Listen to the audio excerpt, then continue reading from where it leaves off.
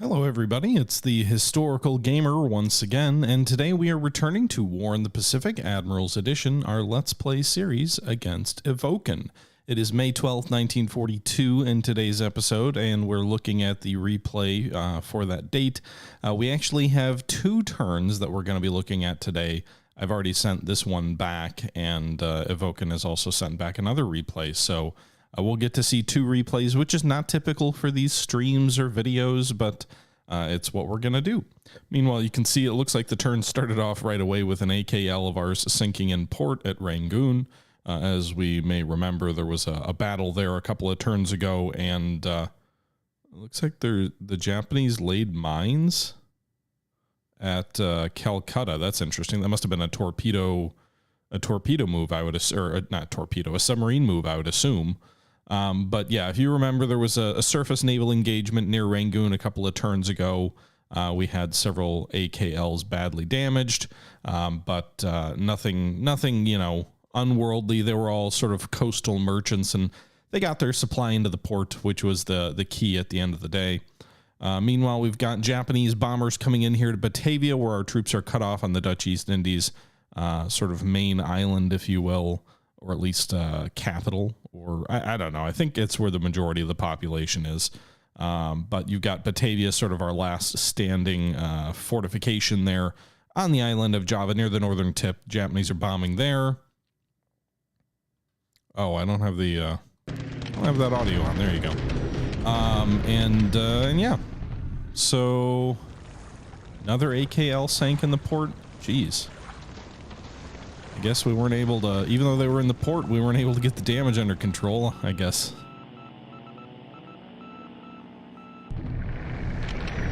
Okay.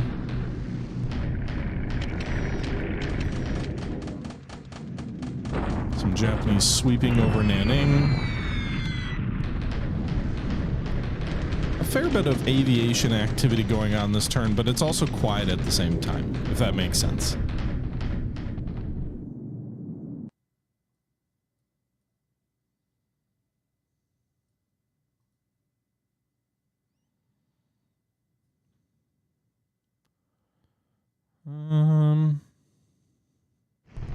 Alright, we've got a bombardment attack at Batavia.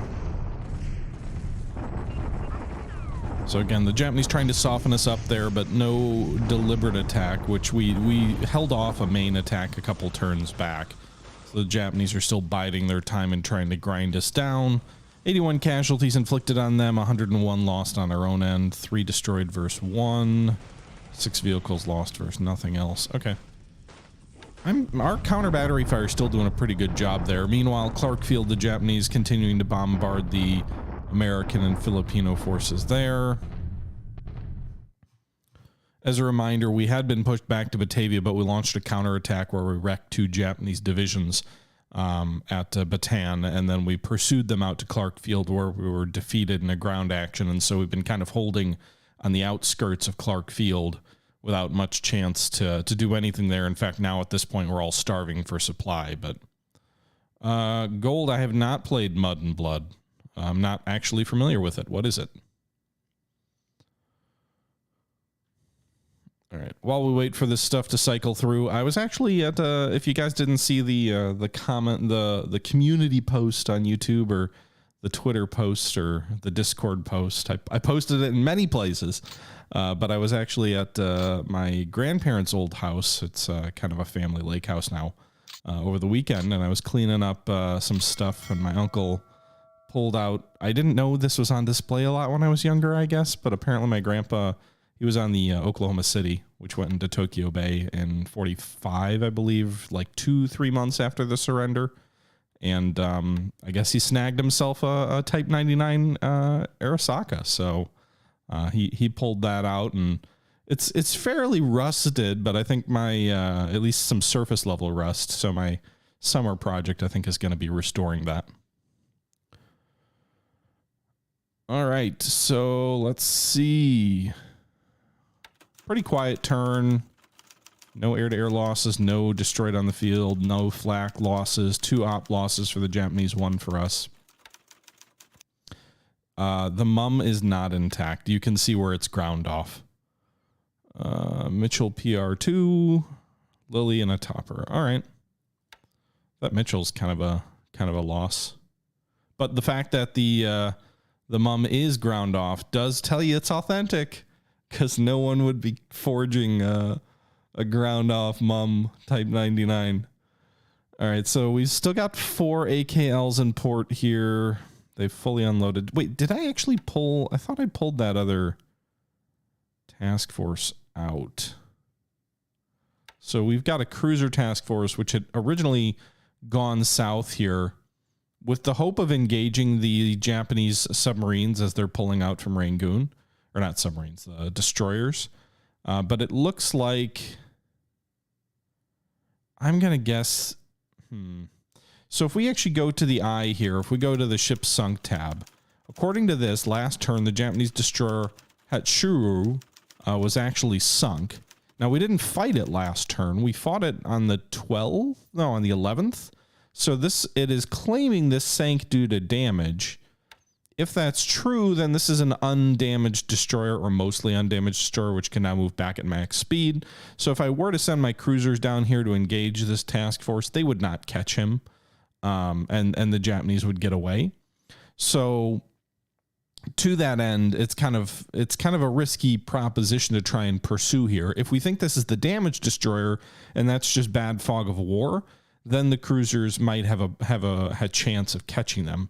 The problem with pursuing too far south, though, is we rapidly get out of air cover from our aircraft at Rangoon, and the Japanese have an estimate of at least 33 bombers at Bangkok, which, even though we've beat up their fighter force a bit over the last few turns, I'm not super optimistic about my chances to pursue them and not deal with bombers. Like, I'm not going to be able to keep bombers off cruisers like down this far south near Tavoy. So the safer route's probably to send the cruisers back or something along those lines.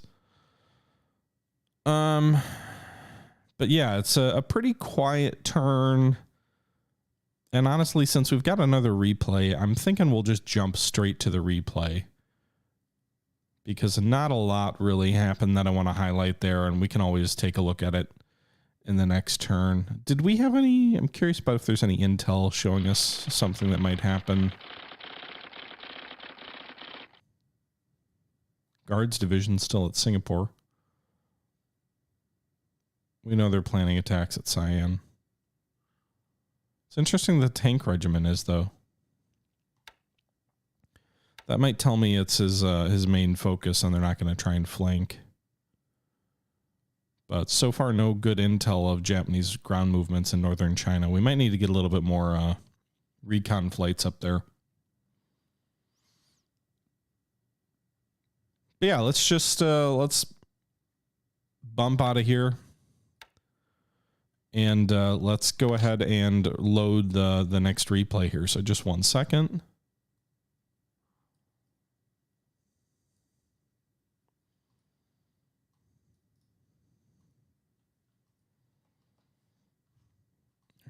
Go. All right, so now we're going to do the May 13th replay, and then we'll take a look at some more things. So we're moving forward to the May 13th replay, and we'll see what happens here. Some recon. I don't know if those are like coast watchers at night, because obviously we're not. I don't think there's still minesweeping going on in Calcutta. When did they lay mines there, and how? Ugh. Japanese submarine near Rangoon just torpedoed one of our AKLs. I was trying to bring that 4 AKL task force out of there, so he may have just sank. I'm not sure if that was an AKL heading into Rangoon with cargo on it, or if that was an AKL heading out of Rangoon that was empty, just trying to get away after that naval engagement, because we did have 2 task forces that are approaching Rangoon as well. It does look like he's throwing quite a few submarines in that direction. And we lost an AVD, a patrol, or I guess what is it, a patrol ship tender, or a patrol aircraft tender that's on like the body of an old destroyer. I didn't remember seeing that get hit by anything, though, so I'm not sure what caused it to sink. Anyway, more Japanese submarines firing torpedoes here. I believe this AM is escorting a convoy. So quite a bit of submarine activity in the Andaman Sea. And then we've got a lot of air action over here. So Betty's, some of them being destroyed by Cap, but the Japanese have a lot of air recon going over near the Andaman Sea.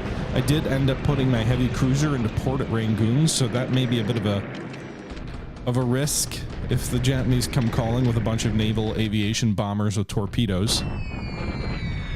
Probably not this turn, I would guess, but I'm not sure. More bombing at Batavia. More bombing at Clarkfield. Good practice for their bomber crews. But they need it too, because their bombers have been pretty badly shot up by our fighters for as early in the war as this is. We'll take a look at China in a moment, Gold.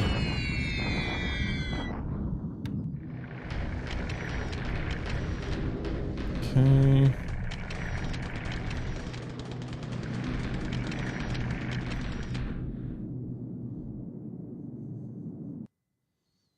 More recon, more Bettys flying around here, more Bettys being destroyed by the Cap over Rangoon. Probably got like 2 or 3 free kills for our pilots over there. Sure, someone's happy about that. Do we see any airstrikes generated from all that recon, though?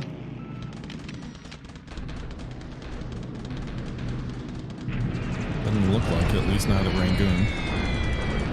Or bombing over Batavia.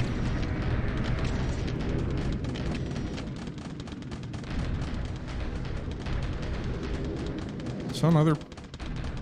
maybe I shouldn't jinx it. It feels like another quiet turn.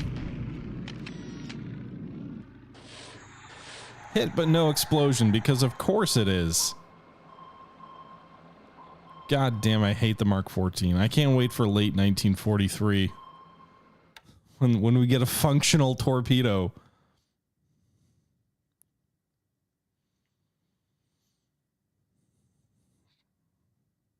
I've been listening to Lockwood's Find 'em, Hunt 'em, Sink 'em, or whatever it's called. Pretty decent. Doesn't have a lot about the SIGINT stuff. I think it was probably written before a lot of that stuff got declassified.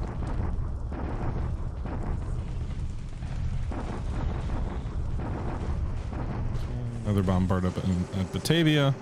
Japanese lost 100 more men. So, like, they are weakening us. They're destroying a fair bit of squads here, but we are at least inflicting some losses on them.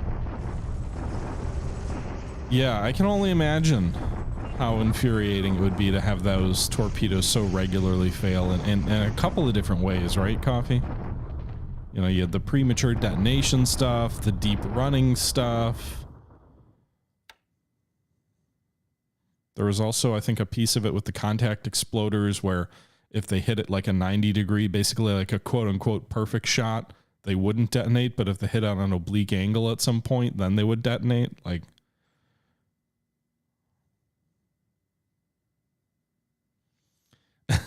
Bjord declares that it's all user error.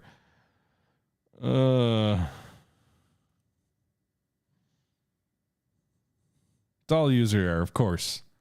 Nothing is our fault. It's got to be user error. It's a cockpit error. 6 Marines arrive in San Diego. Some construction stuff arriving in different West Coast bases. All right, let's take a look. Is that meant to be ominous? His save message back to me is soon.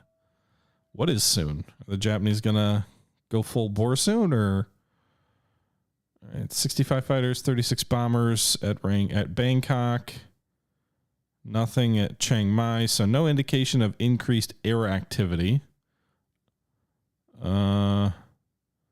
This must be the destroyer flotilla that we engaged at Rangoon. So they're moving more slowly. I think that might be the cripple.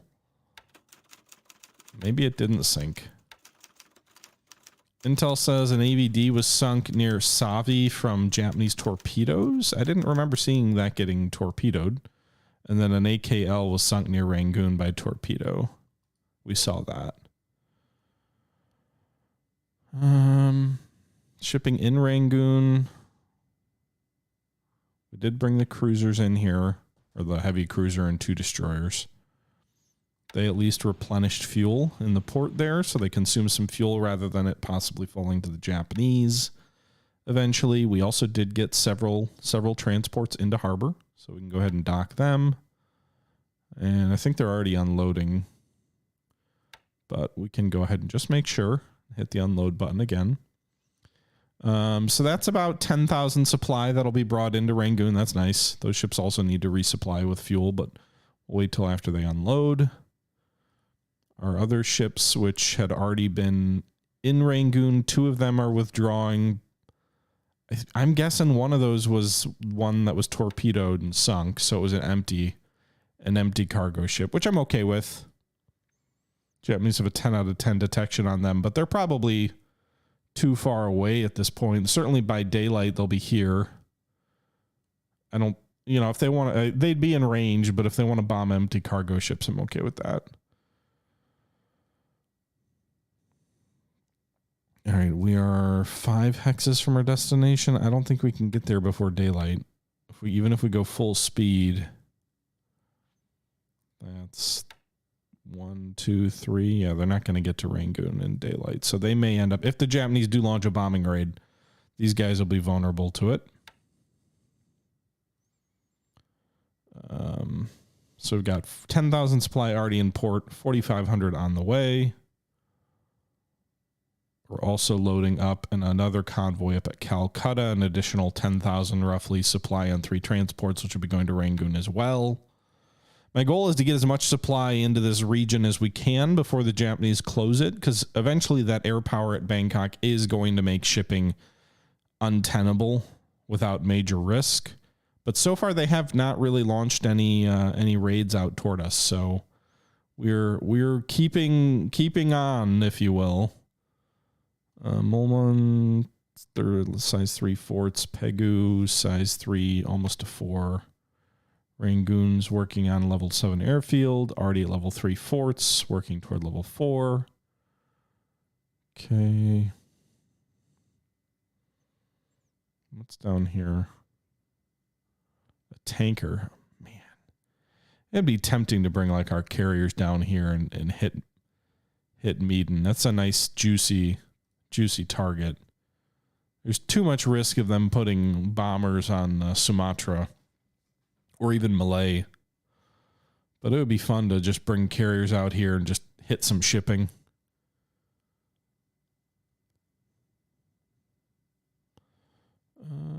We do have ships in port at Colombo working on refits.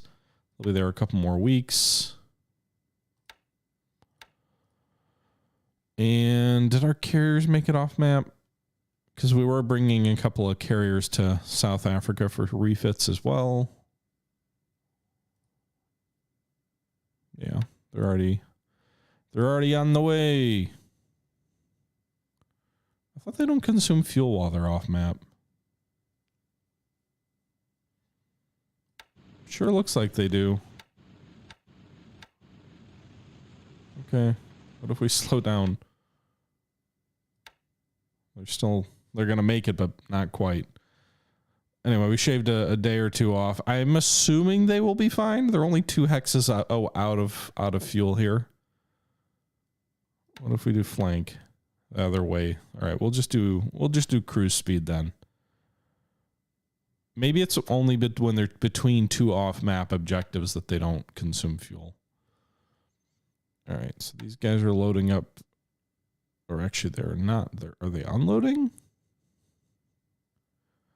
So we got the 27th Infantry Division here at Cape Town. Where do we send it? Where do we send the 27th? There is no unrest mechanic as far as I'm aware. Although you do lose victory points if you don't properly garrison stuff. So it does penalize you if you try to be like, hey, we're going to strip the garrisons. I'm trying to figure out like what's the right, where do we put the 27th Division? So we have brought reinforcements to India in the event that Burma falls. Not a ton, so I guess India would make sense. But we do have some reinforcements there. We do have some other forces like the 19th Indian Division there. I think we've got something at Madras. Yeah, we've got an Indian division there, a nice big one, 361 assault value. We've also brought some American stuff in, some field artillery battalions and whatnot that we're going to push forward to the Indian-Burma border. But the one thing that makes me a little nervous about India is the fact that we have pulled forward like some of our best units into Burma, which is not well situated from a supply perspective in a long conflict there.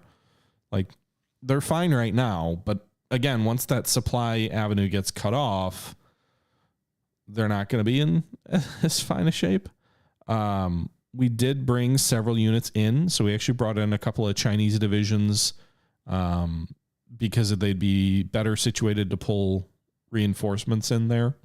But in addition to that, we brought in, I think, 3 brigades of sort of elite British troops. They're 80 experience, 99 morale. The 23rd Brigade is at Rangoon right now. Where are the other ones? Did we put the other ones with the main force up front at Mulman? No, but we do have the 18th British Division up here. 7th Australian. These guys are some of the desert rats, so we pulled them forward, 60 experience. 17th Indian Division, 7th Armored Battalion. These guys are, again, desert rats, 73 experience with over 100 tanks. So we did bring some of our best units forward into Burma. So the 7th Australian Division and then the 7th Brigade of armored units there. Going to be a problem if we lose them.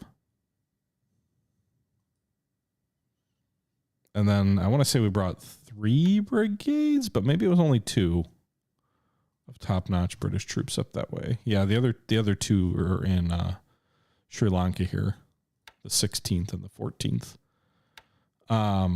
In any event, though, we did bring several units forward, so if Burma does fall, India's going to be more vulnerable than I would feel comfortable with.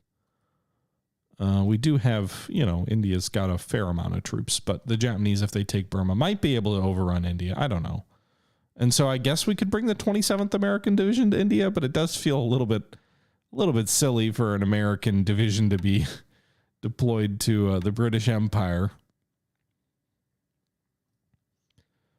I'm not sure where else we'd move them, though, in all honesty. I suppose we could move them to Australia, the west coast near Perth.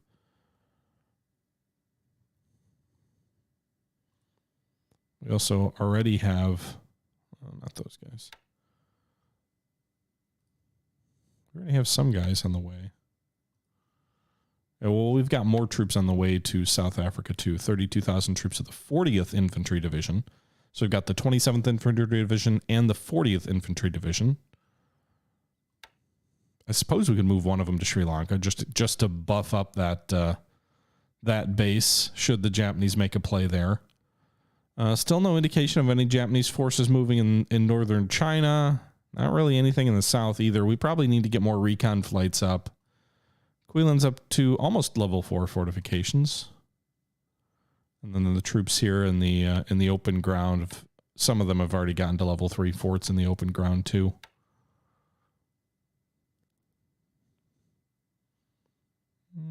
Lucho is working toward level 4 forts, also 57%. Tuyan is at level 3, working to 4, but just starting. Guiyang, 3, working toward 4. Not a sufficient garrison there, by the way. Chikikong's already at level 5, working toward level 6. And Chungking, is it still sitting on 6? It's working towards 7, but anything over 6, you start spending absurd amounts of supply. So that may not be the best use of supply in China right now. China does not have enough supply. But given how little is occurring in China and the fact that I think we get, like 2,000 per day of supply as long as the Burma Road is open, and the Burma Road's been open way longer than normal, maybe it's okay. We're definitely going to have to slow that stuff down if the Burma Road gets cut. Meanwhile, at Batavia, our troops still have a considerable amount of supply, 29,000. The damage that the Japanese bombardment units have done has almost entirely been reduced by our engineers, which is actually not a good thing because once the base falls, it'd be better if it was shambles. Are we pulling in that Prahota garrison? We're up to 32 rifle squads, all undisrupted. Nice. Rest of the unit is still back on Mataram with 23 assault. I swear the unit wasn't that big originally. What is the normal full size of this?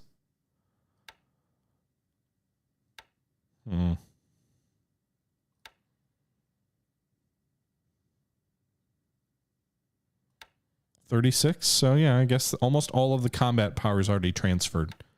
It's just the support that's left behind. Some Bren AA guns. But yeah, the bulk of that battalion has already moved. So that's good news. Not that that'll tilt the needle against a division, but, you know, 30-40 AV in a defensive battle, if the enemy gets impatient, it could be the difference. Maybe. All right. Do we have any Americans here? I can't remember. We put the 8th Australian Infantry Division. At least the remnants of it. It's not a full division. There are only 85 squads, only about 1,300 infantry. So it's about 1/4 of the normal total. And the troops at Clarkfield are not in good shape. Not enough supply here. These boys are wasting away. Some of the units are totally out of supply now. So not good news there, but for the moment they haven't been attacked yet. So what's here? What's at Bolia? A tanker down here too. Man, I want to sink these tankers. What if we drop some of our subs? The Truant. She's still got torpedoes, right? Let's change her patrol zone to south of Meaden in the hope that maybe she can sink Japanese shipping down here.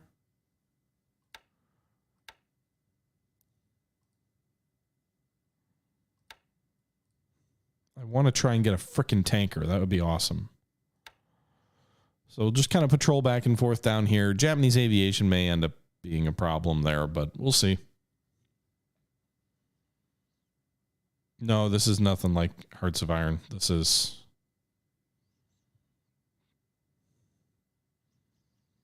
much more detailed in many ways, but no real time either. All right, what did we do last turn? 4 Japanese aircraft shot down in air-to-air combat. We lost 1 op losses. So they lost 4 Bettys. Almost all of those were on recon patrols, but actually losing 4 Bettys is not an insignificant thing. Like that's 4 twin engine bombers there. That's not nothing, especially naval bombers with torpedoes. Top pilots. Anyone get any kills? T. Cole, you've been dead for a while. We lost 1 pilot KIA, unfortunately. I don't think it was any of our aces. I'm not sure. Was Mod already dead? I'd have to go back and take a look. But we've got a bunch of aces in here.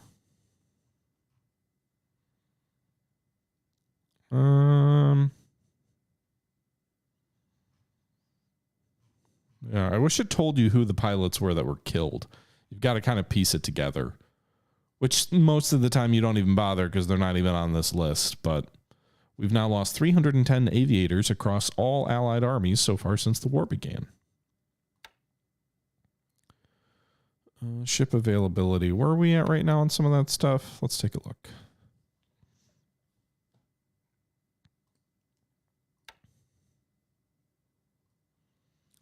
All right, so we get the destroyer Arunta in 1 day, minesweepers, Horsham and Geelong in a day, Herring and Grunion, 2 more torpedoes in or 2 more submarines in a day. We get the escort carrier Long Island in 7 days. Does she deploy with any aviation, or is it just a empty CVE? I think she's empty. Because when we get the Wasp, it'll tell me there's, yeah. So the CVE is empty because the Wasp, it shows you the air groups. All right. How are these guys doing repair-wise? Arizona's done. 39 days on the West Virginia.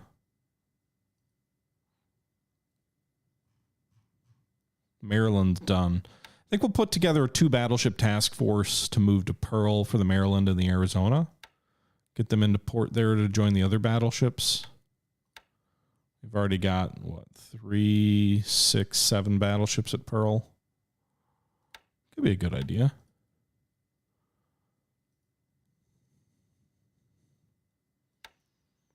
Okay. I was loading up some troops in San Diego, wasn't I? Or did they already set sail?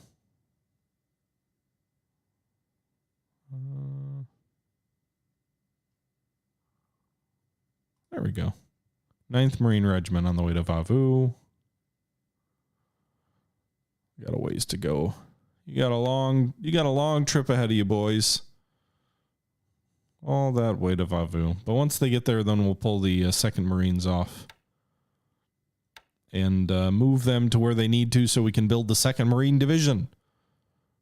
Which we just need to get the various regiments all in one place, and then we can form them into a single unit, which will be nice. That'll be nice to have like an actual fully assembled Marine Division for a strike somewhere.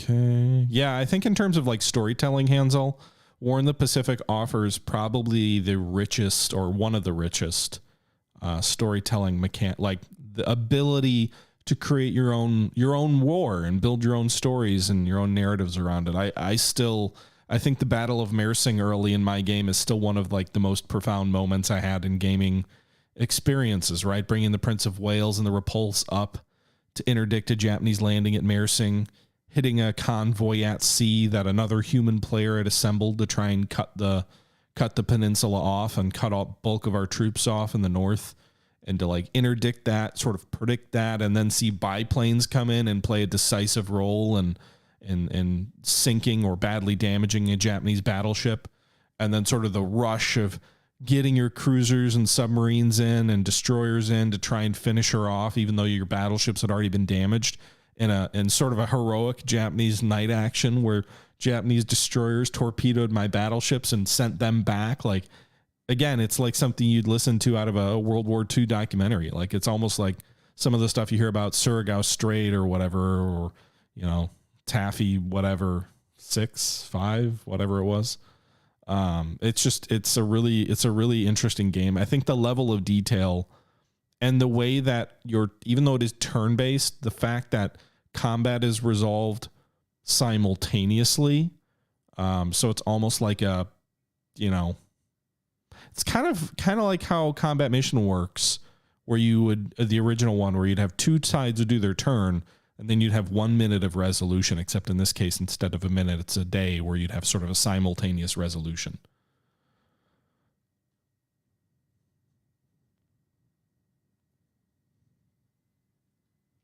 Okay. Anything else? I don't know that there's anything else we need to look at. Is Prince of Wales ready to move yet? Or is she already moving? I don't even remember. Where did I put her? Oh, wrong screen. Where is the Prince of Wales? Task Force 10. Oh, so she's off map on the way to merry old England for repairs. It'll only take her 75 days to get there. Do we dare it? Do we dare move her at full speed? She don't have the fuel for it, but holy crap. We cut the transport time down by 2 months almost. Or 50 days, whatever. That's almost 2 months. It's a month and a half. A little over a month and a half. But we don't have the fuel to do it. She'd consume too much fuel. Although, no, she'd be off map to off map, so she should be able to do it. The risk is the flotation damage would go up. She will sink. Let's wait a little ways. She's still too near to the start of the journey. Not while she's underway, Hauser. She's maxed out of her repair before she arrives. I don't know, Sholo, if flood and engine damage go up off map. No, well, we could send her back to Cape Town. Yes, she could repair there. But if we send her back to Cape Town is much less efficient from a repair perspective. That's why we're sending her to the UK. So we basically did the math, and if she stayed in Cape Town, she'd be out of action for another year. And I believe based on the efficiency numbers I looked at, the UK would be able to get her repaired in about 5 or 6 months. So even though we're going to spend 3 months getting her to the UK, we're going to save like 3 months in repair time in England.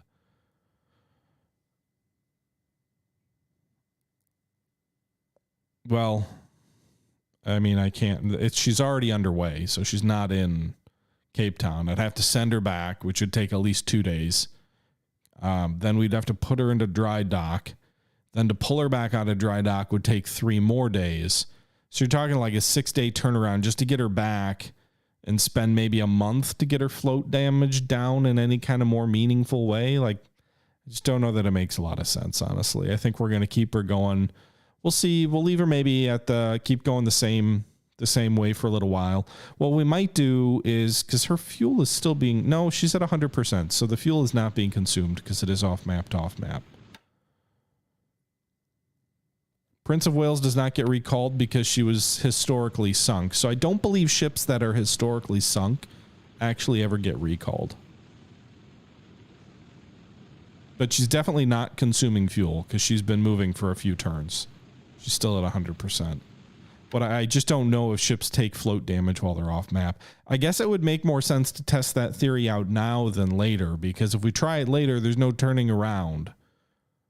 Like, there's no ability to slow it down. So let's do this. Let's go ahead and use full flank speed.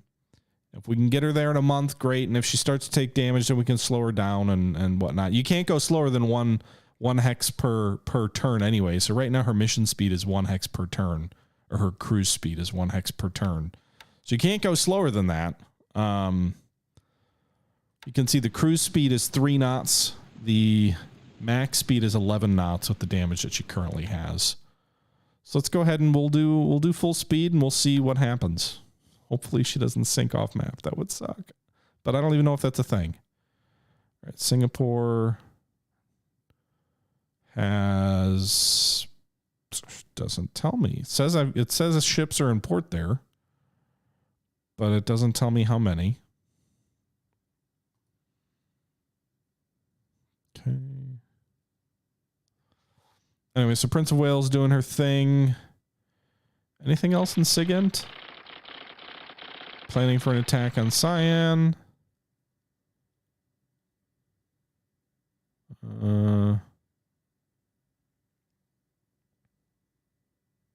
Something's going on at Truck. Could just be a convoy, but we do have heavy radio transmissions at Truck.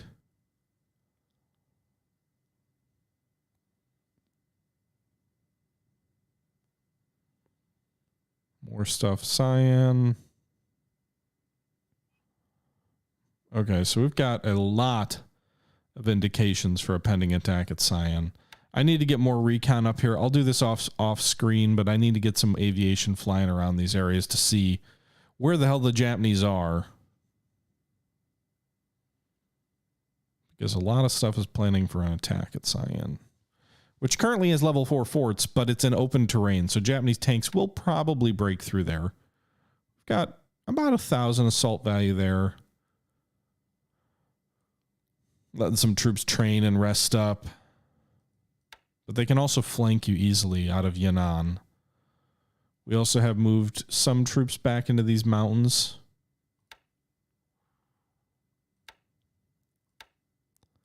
Sure, they've already gotten to level none. Oh, is that because they're in reserve? So let's go ahead and send you guys to combat, at least till you get those forts built up.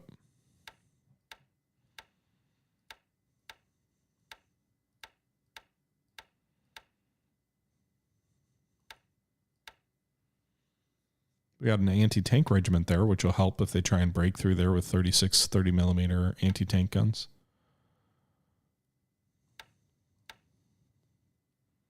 Not a lot of strength there, though. These guys have already built some forts. Nice. 1,500 assault value. All right, this is rough terrain. This is mountain terrain. There's no easy way to bypass, so they're all going to have to go through here anyway. So the forward defense here would possibly make more sense. Why do I have these guys sitting on this northern hex?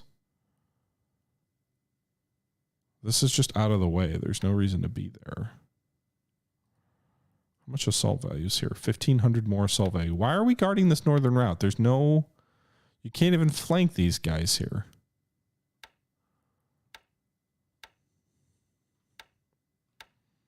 Yeah, there's no reason to leave you guys here. Let's take all of these troops and move them into this mountainous hex. Set all to this op order, set all to follow. And then we do need to leave. There's no garrison requirement here either. Also, stop building. I'm not going to put an airfield there.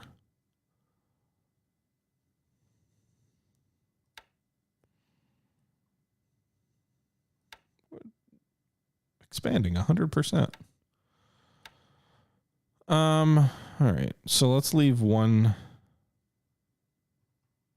Do we need to leave one unit behind just so they can't paratroop troops in and take it? We'll leave one unit behind. We had a lot of engineers just chilling there. A bunch of base forces. I mean, it would be a good place to put I mean, we've got 236 aviation support. It would be a good place to put aviation to support Cyan, I guess. Maybe that's what we were thinking before. I honestly don't remember. How long does the campaign take with the AI? There is an AI. I don't know. It depends on how quick you play. You can do, I think, up to 3 day per turn, but most people do the one turn, 1 day. But you can definitely get turns in more quickly versus AI than a human. Are we still pulling these guys down? Why are these guys not moving? Some of them are. I suppose holding this base makes sense if we're just trying to buy time to bring troops down, but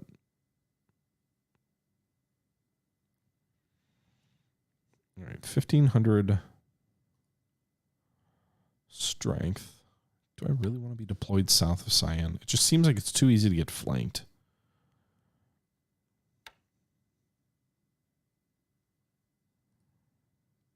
All right, let's send some of these bombing aircraft off on recon.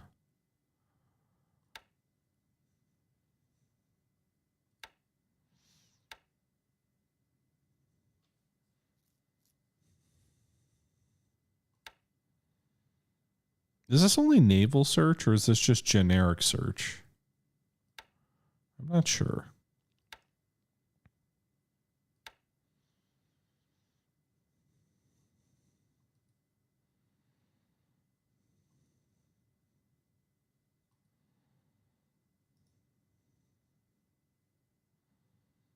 Okay.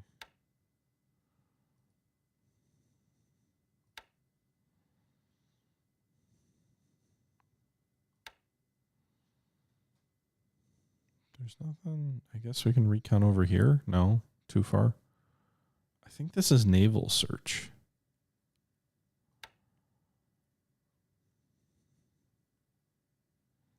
I don't really know how air recon works over land. Not really sure.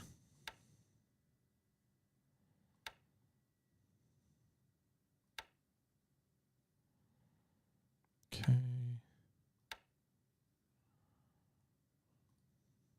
Too far, huh? Or because of the base?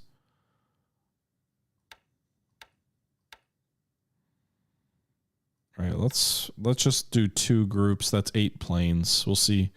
We'll see if we get anything out of it.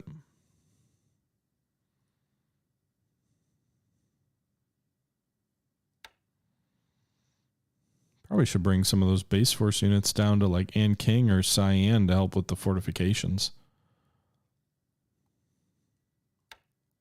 It's at 3, you know, it's at 4, but it's nowhere near 5. All right. I don't know if there's anything else to show this turn. Some logistical stuff I'll probably figure out off map.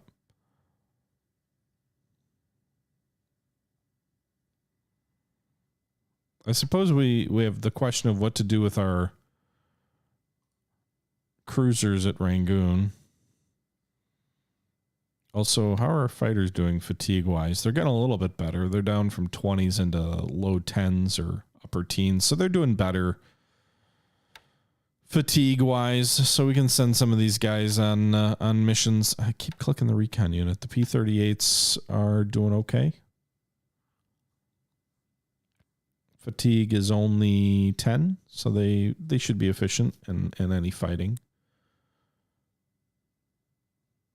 With drop tanks, they can be very good. They are like the one, they've got like a 14 range with drop tanks. But let's pull our cruisers out of here because I think they were detected. So let's go ahead and pull back to not Karachi, but we can pull back to Calcutta.